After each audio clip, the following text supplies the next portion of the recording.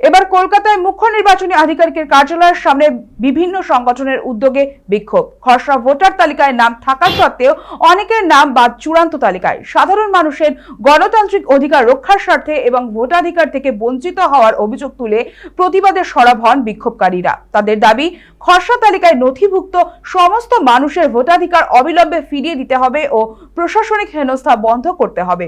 মূলত এই দাবিগুলিকে সামনে রেখেই মঙ্গলবার বিক্ষোভটি সংগঠিত হয়। পাশাপাশি বিক্ষোভকারীরা দ্রুত সমস্যার সমাধানের দাবিও জানান। এদিনের বিক্ষোভকে ঘিরে মুখ্য নির্বাচনী আধিকারিকের কার্যালয় চত্বরে কিছুক্ষণের জন্য উত্তেজনা ছড়িয়ে পড়ে।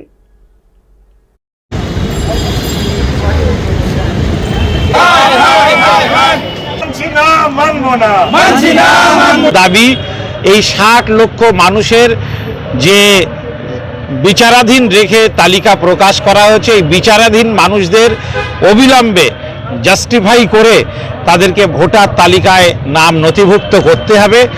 তারপরেই নির্বাচন কমিশন নির্বাচনের দিনক্ষণ ঘোষণা করবেন। যতক্ষণ এই প্রক্রিয়া সম্পন্ন না হবে ততক্ষণ যেন নির্বাচন কমিশন কোনো অবস্থাতেই তারা যেন ভোট ঘোষণা না করেন। যে প্রত্যেকটি নাগরিকের ভোট দেওয়ার একটা নৈতিক অধিকার আছে, দায়িত্ব আছে।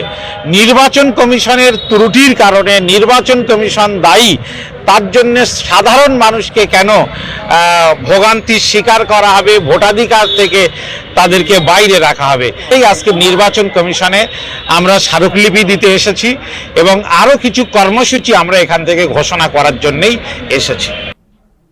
বাংলায় ভোটার তালিকা সংক্রান্ত সিদ্ধান্ত নেবে